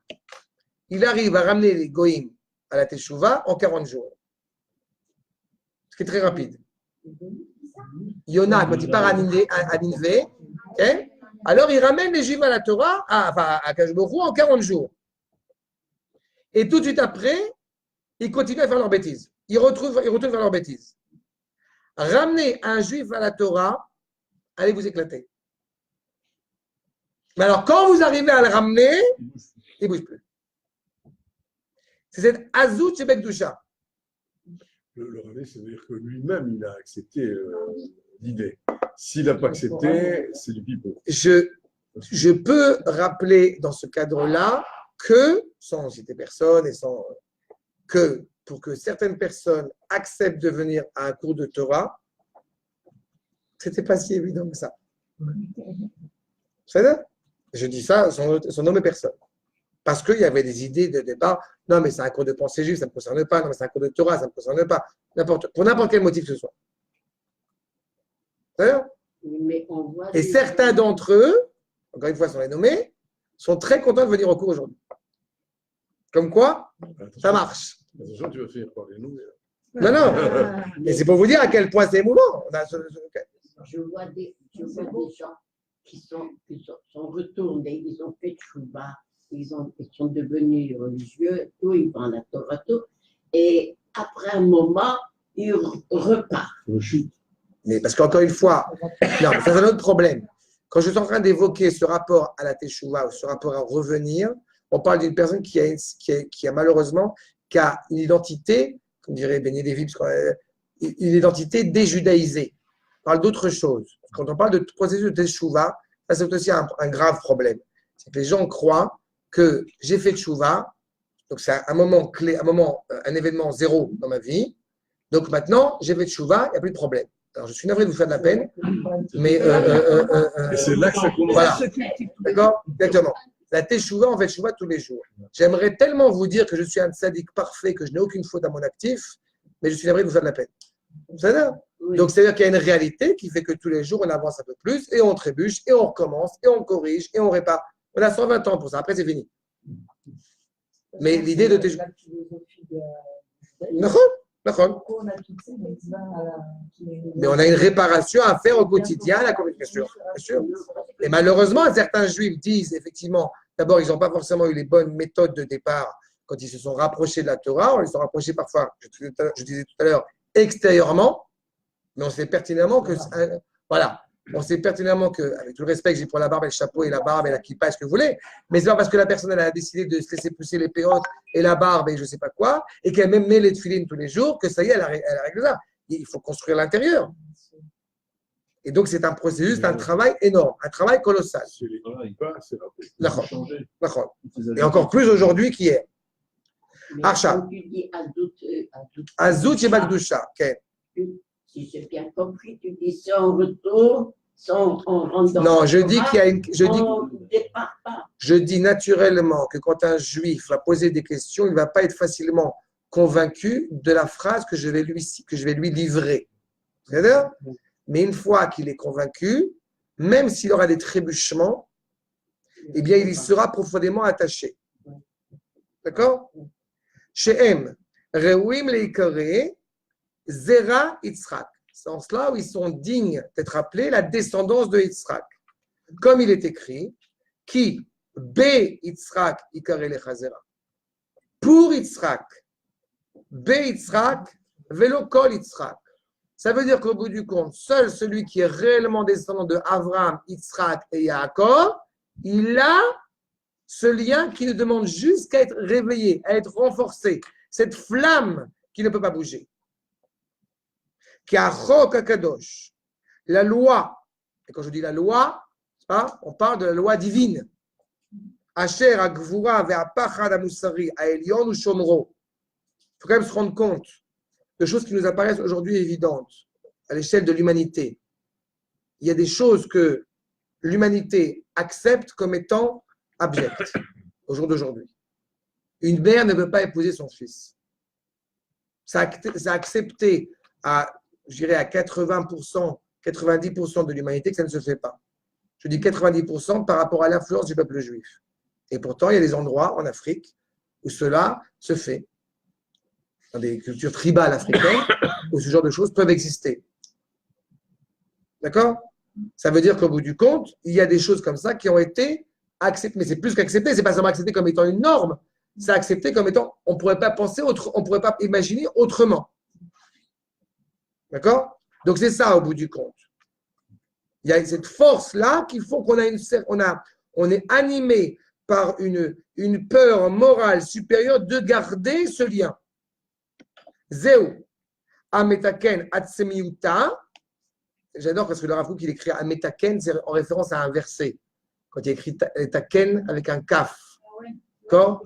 Je vous rappelle que dans le Tiklal, le Sidour de nos frères yéménites, eh bien, à la prière de Alenu les Shabeach, encore une fois, la prière ancestrale qui avait été fixée par Yoshua ben Nun. Et quand il a écrit les Taken Malchut Shaddai, dans tous les Sidurim, nos Sidurim, il a écrit avec un Kouf. Et dans le Sidour yéménite, il est écrit avec un Kaf. Et c'est très intéressant parce qu'il y avait un des rabbins que j'avais eu le privilège d'entendre qui a expliqué justement que pour les Taken, eh bien, il faut un Tochen. Hein? Pour pouvoir réellement réparer, il faut qu'il y ait un programme, il faut qu'il y ait quelque chose qui soit animé. Sinon, on ne peut pas réparer. Donc, pour réellement retrouver sa judaïcité au sens optimal, justement, de ce qu'il est, donc l'essence de moi-même, mais taken et atzimiuta chez la tsura aruchanit, pour réellement donner sens à cette neshama, eh bien, il faut un programme. Il faut réfléchir. Chez l'autochal, les pagem bepelimiut isoda, afin de faire en sorte qu'ils ne soient jamais blessés de l'intérieur. Je vais dire ça dans des mots très simples. Tant que vous savez que ce qui est mal et ce qui est bien, on est sauvable. On est sauvé. Mais le grand danger, c'est quand on essaye de cachériser ce qui n'est pas bien. Tant que je sais que si je fais un truc qui est répréhensible et que je le reconnais comme étant répréhensible, ça veut dire que je sais que ce qu'on appelle, c'est la grande nuance entre choté et rachat. Le choté, il sait qu'il ne fait pas ce qui est bien. Alors que le rachat, il dit, c'est ça, mon idéal de pensée, mon idéal moral. Et c'est beaucoup plus dangereux. Pour que le monde s'écroule à l'époque de Noach, c'est parce qu'il a fallu que les hommes changent, au bout du compte, l'ordre moral. Établissent des normes morales qui ne sont plus la moralité.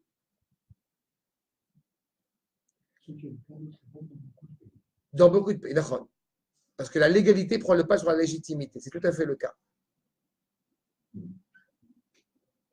Mais il y a encore quelques personnes, je veux espérer, même dans ces pays-là, qui restent sur leur position en disant que c'est immoral, que c'est abject. Je ne sais pas pour combien de temps. Ou par désespoir, ou par vraiment combat. Mais je ne crois pas que même dans des pays occidentaux, hein, pas des pays dits primitifs, même dans des pays dits modernes, je ne suis pas certain que des valeurs morales essentielles gardent le cap aujourd'hui. J'ai un doute. Mais je pense ça avec. J'ai pas de recul. Je le vois d'ici, je ne le vois pas avec le recul nécessaire. Nous, il y a un combat. Non, nous, il y a une nuance fondamentale, c'est qu'il y a un combat. Non, il y a quelque chose qui est très important. Le chez nous, comme tu dis, d'abord, c'est même pas même chez nous. Israël, malheureusement, comme le rappelle Rashi, comme le rappelle Al-Maharal, il ne peut jamais être comme les autres. Il est mieux que les autres ou pire que les autres. Il n'arrive pas à être comme les autres. C'est même pas même comme chez nous. C'est oui, on peut malheureusement se comporter en Israël pire que ce qu'on peut trouver en Occident. La question n'est pas là. L'accent, ce n'est pas sur ce point-là. Je mets l'accent sur le fait est-ce qu'il y a encore des gens pour se battre? Est-ce qu'il y a encore des gens pour décider que ça, c'est moral et ça ne l'est pas? Eh bien, en Israël, par le biais quand même de la Torah, entre guillemets, on est protégé. Parce qu'on a quand même des gens qui veulent dire c'est pas normal, c'est pas moral. Quand l'ancien ministre déclarait ceci est abominable, il a été condamné. Tu vois, voilà. Enfin, il a été accusé devant la justice. Tu vois, Je pense qu'individuellement, certains sont capables de résister, mais des fois, face à la pression du groupe, ils ferment les yeux et ils n'osent pas avouer leur position. D'accord. Donc ça crée une crainte, oui, bien sûr. Encore ce sursaut de dire ça c'est bien. Je vous rappelle quand même que le Rav Shmuel Eliyahu, qui était candidat pour être élu à la Rabbanut Harashit d'Israël, et qu'il y a certains qui ont fait le reproche qu'on ne peut pas nommer le Rav Shmuel Eliyahu Rav Harashit d'Israël parce qu'il est homophobe et d'autres domaines de cet acabit. Ce qui est vrai que pour un Rav, quand même, être homophobe, c'est quand même scandaleux. Voilà. Je suis signé, oui, parce que c'est enregistré, après, ils ne pas quoi. Bon, Hachem, il est normal, quoi. C'est pas... Donc, en tous les cas, ce qui est profondément ancré dans l'identité même d'Israël, vous voyez, ligne 29, Vezot Ikdushat Israël, c'est cette essence-là qui est morale.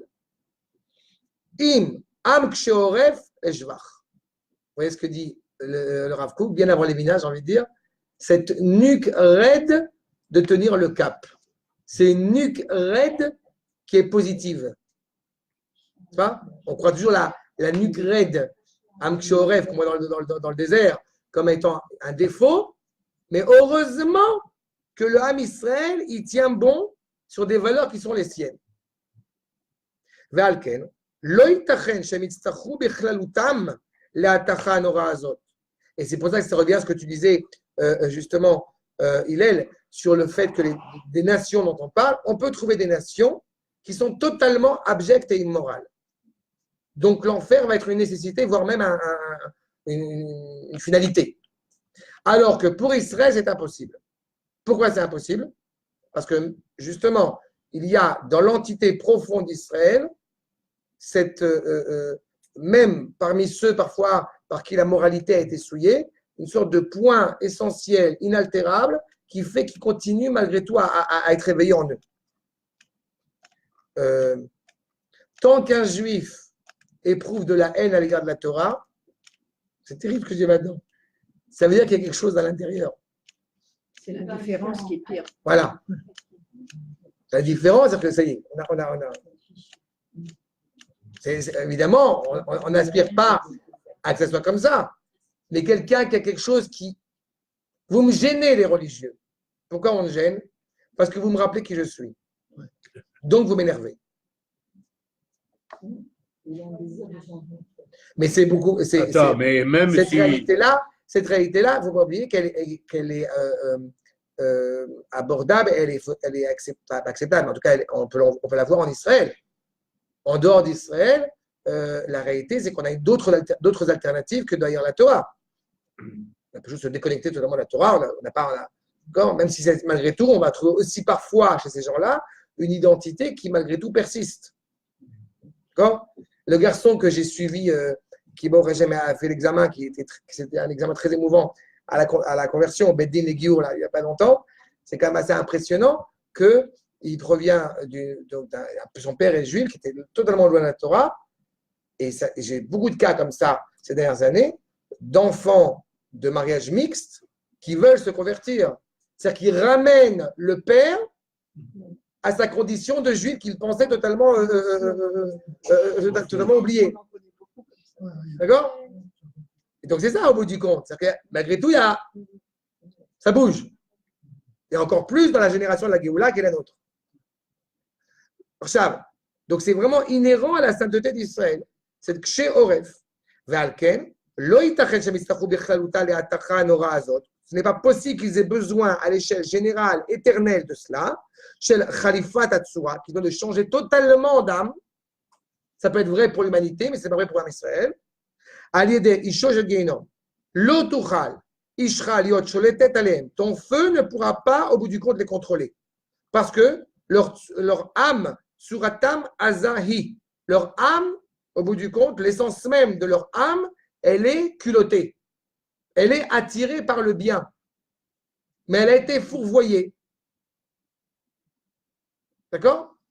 Le juif a été fourvoyé par ce rapport extérieur. Pourquoi il a pu être fourvoyé? Parce que le juif, par naissance, par essence, par son lien à Yaakov, il est spirituel. Mais comme on est Israël et qu'on n'est pas que Yaakov, donc ça implique de rentrer dans le monde et de le transfigurer et de le transformer. Donc il y a une difficulté. Donc, il y a trébuchement possible. Melea mikvurat apachad asher l'Israël, qui est ainsi animé par la force, par la peur qui est inhérente à Israël, à dire apachad amekudash. Encore une fois, et ça a été le cas jusqu'à vraiment une volonté de casser ça, de briser ça totalement. Mais on a vu beaucoup de juifs, que ce soit dans le monde séfarade ou dans le monde ashkénaze, dans le monde yéménite, il n'y a pas si longtemps que ça, qui avaient toujours une kippa dans la poche. Vous avez des juifs qui sont, on parlait tout à l'heure de Sefer Torah, fait le tourner par terre, et quelque chose qui fait qu'ils étaient animés par.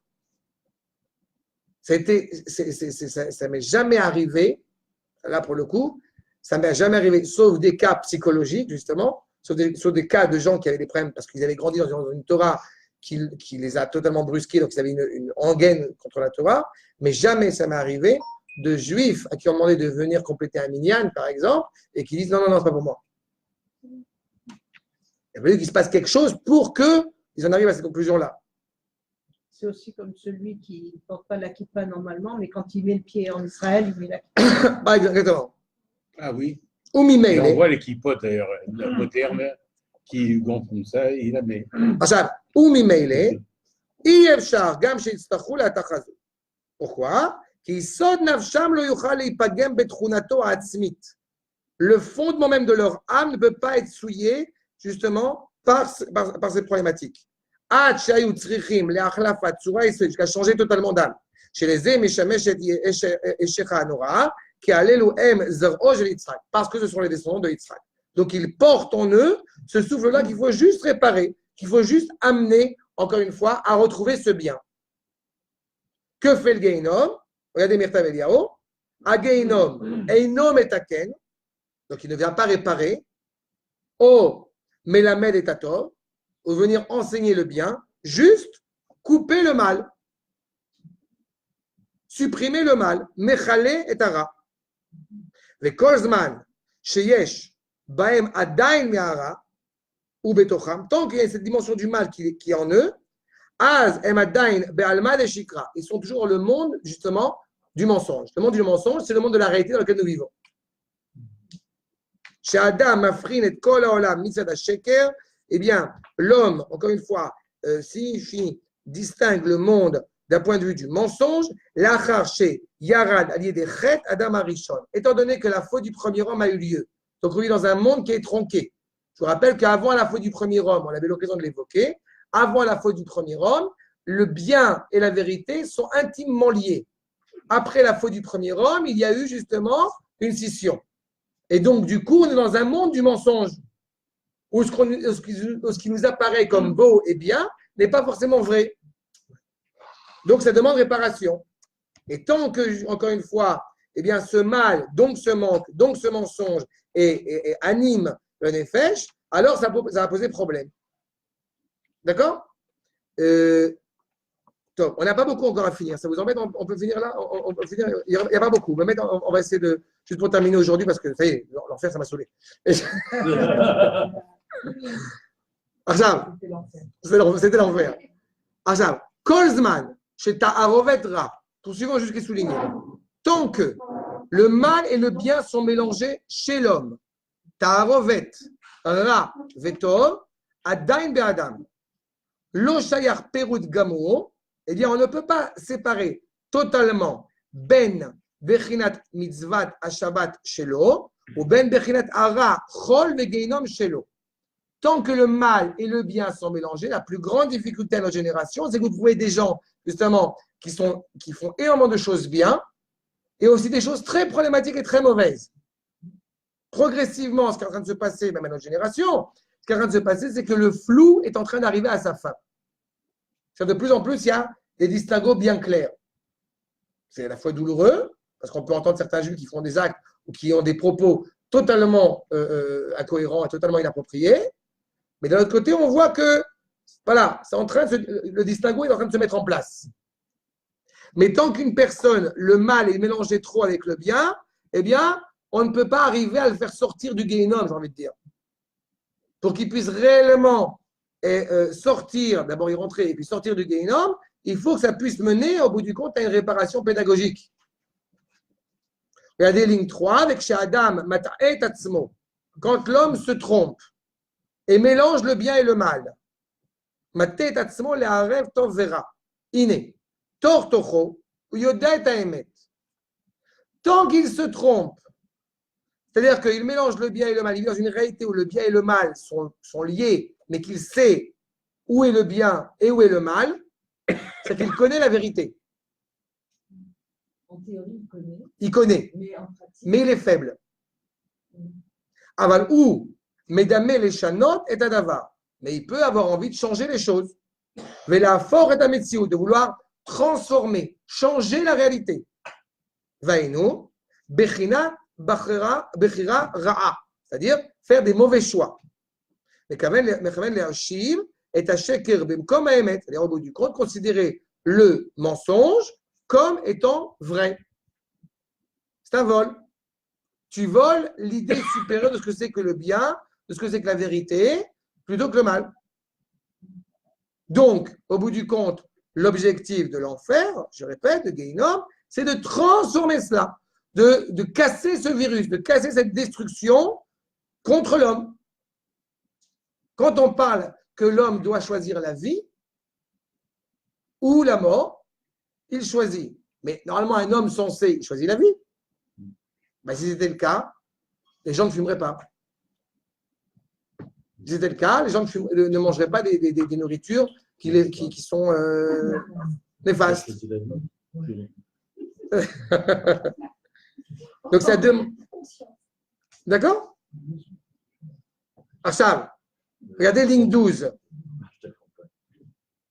אם כל הנפשות כולן יהיו בעלות תכונות כזאת, שלא יהיה צורך בהשתכללותם ליסוד מכלה ומבער, c'est-à-dire que si effectivement tout le monde était constamment intéressé à faire évoluer, faire progresser la réalité vers ce bien divin, il n'y aurait pas besoin de chercher à supprimer, à consumer une réalité problématique. Quand l'âme Israël sort d'Égypte, il va recevoir la manne, un pain céleste, une nourriture céleste, où il n'y a pas de détritus. Ce qui implique que la seule volonté de cette nourriture, c'est de les préparer à recevoir la Torah. Qu'ils soient totalement nettoyés à l'intérieur. C'est pas? Donc c'est ce qu'il y a de mieux à faire, parce qu'il y avait un nettoyage à faire automatiquement. On a reçu la Torah directement après Pesach. Nimtza, chez Etzem HaMetziut, chez la Koach Hazeh Mitbatelet, totalement animé par le bien et pour le bien, eh bien la force de ce manque s'annule. Ve'en lecha ayefut yoter gdola mizu. She'i ba al yada argasha shel afisat hatzorer v'hashimush bemetziuto. Au bout du compte, le bien, on dit que la Torah metisha et kocho shel adam. La Torah, elle affaiblit la force de l'homme. A priori, c'est le contraire. La Torah, elle renforce les forces de l'homme. Elle fait. Mais la Torah, elle annule les forces négatives en l'homme. Elle affaiblit les forces négatives qui sont en l'homme. Donc, c'est délicat. Quand on va s'affaiblir, il ne faut pas oublier de se renforcer pour aller positivement. C'est pour ça que quand quelqu'un descend, on va dire Hazak. D'accord. Ouais. Ça pratique. En tous les cas, on voit bien que c'est cette réparation-là qui est mise en place. D'accord? C'est-à-dire que si on grandit encore une fois dans un univers qui se veut être animé par le bien, alors peu importe ce que l'homme a traversé dans sa vie, il va toujours souhaiter faire le bien. Maintenant, accord numéro 9. Tikkunim, je reprends le Rav Dessler, Tikkunim lachar mita. Donc, qu'est-ce qui se passe après la mort? Eh bien, neged ma shekilkel, bekol echat miem. C'est quoi? L'homme doit réparer ce qu'il a, au bout du compte, souillé, si je puis dire, pendant sa vie. Et au bout du compte, il faut réparer 3 choses. La première chose, le nefesh. Je vais expliquer. La deuxième chose, le ruach. D'accord? Bonsoir, je ne sais pas qui c'est, qui est enchanté. Bien, il y a des gens qui me suivent maintenant que je ne connais pas. Achab. Donc, j'ai dit le nefesh, le ruach, et le dernier, c'est le corps. Alors, comment le corps bouffe? Oh, comment le corps est-il réparé à ce moment-là? Par la mort. La mort? L'enterrement? Il n'y a plus de corps. Il redevient. D'accord. Donc, il est réparé. Par l'enterrement, pas par la D'accord. Et on dit pour les tzadikim que le corps ne bouge même pas. Vas-y, fait, on va arriver à ça. On va arriver. Le tikkun nefesh, c'est-à-dire au bout du compte, l'harmonie a priori du corps et de l'âme qui est séparée de toute façon. Comment se répartit-il? Si l'homme s'est bien comporté toute sa vie, je reviens à la menoucha que tu as évoquée tout à l'heure, il y a une certaine menoucha. C'est ça, ça veut dire qu'il y a une certaine menoucha, ce bien-être, entre guillemets, qui n'est plus être, ou alors qui est être au sens absolu. Mais si ce n'a pas été le cas, eh bien, à quoi est comparé On trouve ça chez les Kouvalim. Là aussi, je vous ai renforcé, je vous ai référé en bas par une note ce que ça veut dire. On dit que ou din akever vekaf akela. C'est-à-dire qu'au bout du compte, qu'est-ce qui se passe? Comment le corps est réparé? Par le din akever. Il y a la tombe. Jusqu'à quand? Jusqu'à la résurrection des morts. On dit amita mechaperet. Donc c'est quoi la mita mechaperet? La mort, elle est en soi réparation, en soi. Et plus c'est un tzaddik qui est décédé, plus une réparation pour plus de gens. C'est pas lui qui est C'est par la décomposition du corps. Non, non, non. Din kever, l'enterrement. C'est fondamental d'enterrer le mort. Par respect, on n'a pas dit Gvoda. Quand on a enterré un mort, il faut se rappeler, quand on va enterrer un mort, on n'a pas dit Gvoda Neshama. On n'a pas dit Gvoda, je ne sais pas quoi, on a dit Gvod Amet. Il y a une mitzvah d'enterrer le corps. Donc c'est le corps, c'est la matière. Le corps, oui. Si on n'enterre pas la personne et le plus vite possible, c'est une insulte à la personne. Ce n'est pas bien pour la personne elle-même. Donc, vous voyez, le corps. Donc, l'enterrement en lui-même est une réparation. Le nefesh, cette âme qui justement n'a pas suffisamment l'harmonie, qui n'a pas pu atteindre cette harmonie, eh bien, elle va l'atteindre, nous dit le Rav Dessler, par Kaf Akela. C'est quoi Kaf Akela? C'est un lance-pierre. Un lance-pierre. Quelle est l'image qui est évoquée ici? C'est que la pierre, le nefesh, elle passe son temps à se promener. On a dit le Gehinom. Elle passe son temps à se promener parce qu'elle ne peut pas avoir un endroit solide, un endroit stable. Pourquoi? Parce qu'elle n'a pas encore révélé ce pourquoi elle existait. Chez M, kedei levatel et haïtgashmut ve'amidot haraot ve'leokran min hanefesh. Tout cela n'a un seul objectif, d'enlever la matérialité, d'enlever les mauvaises vertus, le déraciner, encore une fois, comme l'or qu'on évoquait tout à l'heure, nettoyer l'or. 2. Tikkun. Alors, il y a la promenade. Maintenant, le souffle, nous dit le Rav Dessler, encore une fois, ces deux nuances sont très proches. Tikkun haruach ou Gehinom. Comment je répare le souffle? Par le biais du Gehinom. C'est-à-dire, chez Inyano, chez Margish, chez Anochi Shelo, Nishar Rik, Bli Tochen. Tu as passé ta vie à te préoccuper de quoi? De toi. Et de rien d'autre. D'accord? Donc du néant. Ani, sur les mêmes lettres, je vous rappelle que Ein. D'accord? Le néant. Beli Tochen. Achar Bitul Amidot. J'ai passé mon temps au bout du compte à chercher comment je vais m'éclater dans ma vie. Mais tes enfants, non, je veux m'éclater moi. Hein? Achal. Donc, Midat Atavot, Milou et Kol et Taninuto. Voilà ce qu'il dit. Ki atko, Amidot ve'atavot, Milou et Kol et Taninuto. Qu'est-ce qui t'a intéressé dans ta vie? Le plaisir. La recherche du plaisir. Quand une personne, eh bien, a la possibilité de ne rien faire, certains vont dire, qu'est-ce qu'elle fait? Rien. C'est pas possible. Certains le revendiquent en plus.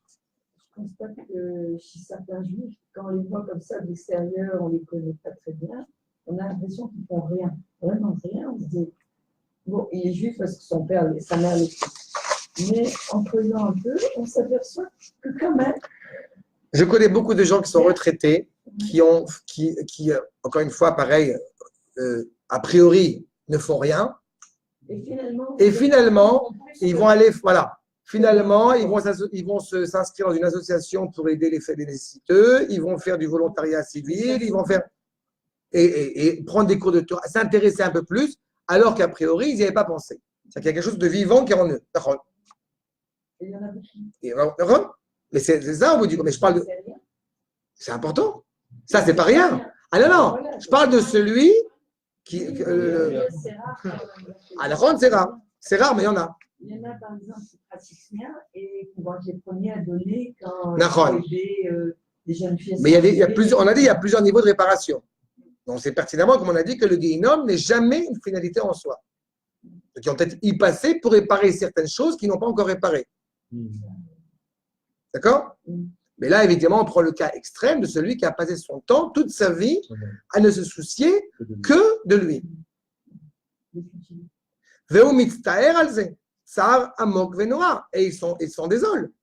Vaenu, nishematan, nisrefet. Voilà ce qu'on trouve dans le traité de Rosh Hashanah. Leur âme se consume. Elle se consume de douleur. Chez Ein Botochen Rouchani, parce qu'il n'a rien. Il n'y a rien de plus grave pour quelqu'un d'arriver à un âge et de se dire je n'ai rien, je suis vide. Il n'y a rien de plus grave que ça. Je suis encore jeune, vous allez me dire, mais je pense qu'une des choses les plus dramatiques qui soit, c'est arriver à un âge et de se dire je n'ai rien dans ma vie. Vatikun leze, et comment veut-il réparer cela quand on parle d'un cas aussi extrême? Atikun leze, she'atzadikim lomdim mionsho. Les tzadikim vont apprendre de son châtiment. L'afrin ben tov lera, c'est bien faire la distinguo entre le bien et le mal, qui se révèle à mitgal et lahem, omek mishpato idbarach, quand on voit, encore une fois, le jugement de Dieu, quand on voit comment est-ce qu'Akadosh Baruch Hu a agi, entre parenthèses, vous savez que il est toujours enseigné que de temps en temps, quand on va à un enterrement, on va à un cimetière, c'est une bonne chose. Pourquoi? Parce que pour se rappeler de ce que c'est que la Yirat Hashem. La crainte révérentielle envers Akadosh Baruch Hu passe parfois par le cimetière. On va Midatadin. Au bout du compte. Ah oui, c'est plus clair que ça, c'est pas possible. Donc, Nessim, Afar, et du coup, ceux-là vont se transformer en poussière Tachat Kapot Reglat Tzadikim, et bien vont devenir la poussière sous les pieds des Tzadikim. C'est ça leur réparation. Mais c'est-à-dire que même eux ont une réparation. D'accord? Tu as le privilège que ce sont les Tzadikim qui marchent sur toi. Aïnou. Chez Tzadikim, mit'alim al yedehem. Et les Tzadikim, du coup, deviennent plus élevés grâce à eux, par leur biais à eux. Va atikun azeh, atikun uzeh la rechaim. Encore une fois, on parle des gens qui, et encore une fois, ce que tu as dit Chantal tout à l'heure, qui est tout à fait juste, c'est clairement une minorité d'arriver à un tel extrême. Il faut le prendre à cet extrême-là et après dégrader. D'accord? C'est-à-dire qu'au bout du compte, ceux qui sont profondément méchants, eh bien malgré tout, eux aussi ont une réparation. Grâce à quoi? À la révélation de la grandeur des tzadikim. Uzeh la rechaim, shenesim kelim, les gilouy à tzadikim. Ils sont là pour être des ustensiles utiles aux tzadikim. Les rechaim margishim beze, eh bien quand les rechaim vont ressentir cela, arei shuv yesh tochen la metziutam beze mitnachamim ktsat. Eh bien grâce à cela, vont accéder à la consolation. Tu as passé ta vie à ne pas te prendre la tête, à te poser la question sur ce qui est bien, de ce qui est mal. Eh bien maintenant, en étant totalement poussière, tu apprends à le voir, parce que maintenant tu vois son tzadikim et toi tu n'es pas un tzadik. Donc quelque part, c'est aussi une réparation. Si ça peut remonter le moral, même ceux-là, à la fin de la fin des temps, en passant par cette réparation-là, eux aussi accéderont à la résurrection. D'accord? Celui qui volontairement appelait le mal bien. Oui. Le juif, Ken. Oui. Parce que par ce biais-là, au niveau le plus extrême, il va réintégrer cette notion du bien. Vous avez l'illustration par rapport à Hanouka. On dit à Rosh Hashanah que celui qui est méchant, alors il est écrit dans le livre de la mort. Et pourtant, on nous dit qu'à Hanouka, le livre des Rechaim, il est ouvert. On est dans une dimension tellement obscure qu'en accomplissant la mitzvah de la Hanoukia, eh bien, tu montres que tu n'es pas un rachat gamo. Celui qui faisait pas ça, c'est même pas ça. Ouais. C'est un autre monde. Ouais. Bon, mais je me dis que je me dis que même le juif qui met la Magen David sur le sapin de Noël, voilà. Ah oui. Non, ça dépend. Si En tous tu les mets cas, à Noël ou tu le mets on voit bien que, à Hanouka. en tous les cas, on voit bien pour terminer que c'est ça que je crois qui est essentiel. Regardez ce que termine avec nous le Rav Kook. Corps numéro 10. Derech atikuna raoui la sod benishmoten shel Israël. Le chemin concevable, acceptable, le meilleur pour réparer, pour accomplir les neshamot d'Israël, ששורש היסוד של צורת הקדושה עומד בהן ותמותו. Au moment où ils vont mourir, eh bien, la racine de la sainteté est apparente. Et le Rav Kook, je vais le dire un petit peu à l'oral, mais on va le lire. Évidemment, plutôt que de parler de l'enfer, parlons de ce qu'on a à faire. À la génération encore plus actuelle, il est fondamental, plutôt que de se préoccuper d'enlever le mal que nous faisons, eh bien, de se concentrer sur le bien que nous avons à faire. Et en cela, ça va réparer justement sans avoir besoin de passer par la case Gehinom. Voyez ce qu'il leur a. Ils n'ont pas besoin, ligne 27, ils n'ont pas besoin de cette amertume, de cette douleur du Gehinom. Et si parfois, et si parfois on voit une faiblesse, à l'idée un évanouissement spirituel, à cause du lachat, à cause de la pression, chez le chibur ha-chomer et la ruach ha-taor, parfois, encore une fois, les éléments qui sont autour de nous, qui nous affaiblissent, à nous encourager à toujours nous élever, eh bien, refuatam, eh bien, leur guérison, irak osafa shel reach tov ve'adin. Comment on peut se guérir de cela? En ajoutant, en accroissant une bonne odeur, douce, agréable. Reach, l'odeur, c'est la racine de Rouchani. Chez où Meshiv Lahem, qui leur rapporte, qui les ramène, et Chelam Aganouz Betochiutam, leur force qui est à l'intérieur, qui est enfouie à l'intérieur d'eux, Betarat Siviono, cette âme qui est pure, à laquelle on est naturellement rattaché, parce qu'on est Israël. Alken, Etzem Ganeden, Betsurato Rouchanit. Donc, le jardin d'Éden, le Gan Eden, dans sa dimension la plus spirituelle, agréable, Arechanit, chez Neshama Ne'enet Mimeno, que la Neshama prend du plaisir à être sur elle. Zéoaem Tsaï, c'est exactement le moyen afin, Gam le Hashlamat Amigraat Shelaem, même dans les moments de faiblesse, renforçons-nous à vouloir faire le bien, à vouloir toucher du doigt ce qui nous est naturellement relié. Al-Kenama, le'echan olicham, à tel point qu'effectivement, quand il est dit, mais où les amène-t-il? Betor milou yashlama, afin de compléter ce qui nous manque. Lifne ator sheyagia lahem liot mamash teni miziva shechina, avant de pouvoir pleinement profiter de la lumière divine, de la présence d'Akadosh Baruch Hu, justement au Gan Eden, comme on avait expliqué, donc d'où la nécessité du Gehinom. Quand on demande où vont-ils avant, le fondement même de la vie éternelle, c'est justement d'être relié avec amour à la lumière d'Akadosh Baruch Hu. Chez Toar Betor Seuda à Atzmit, chez la Chilat à Perot chez Gan Eden, ce repas majestueux que nous mangeons des fruits du Gan Eden. Olicham le Madrigat Reach, il va leur faire goûter, leur faire sentir l'odeur. L'odeur de quoi? Des fruits du Gan Eden. Voilà ce à quoi tu as le droit, mais que malheureusement, tu n'as pas encore. Et donc, il va les préparer. Les madrigas ayoter shlema veliona, mizou, de les préparer justement de cela. Et comment va-t-il les préparer? Ils vont aller de combat en combat, de force à force, de mitzvah à mitzvah, veilchou mi chayl el chayl, ou mi ashlama el ashlama, sans qu'ils aient besoin nécessairement sans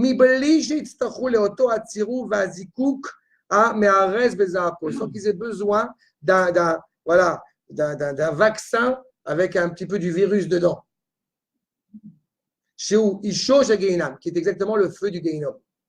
On peut passer directement, Baruch Hashem, en accomplissant le bien, à se préparer pour toucher, pour goûter les fruits, Bezrat Hashem, du Gan Eden. Shalom. Amen.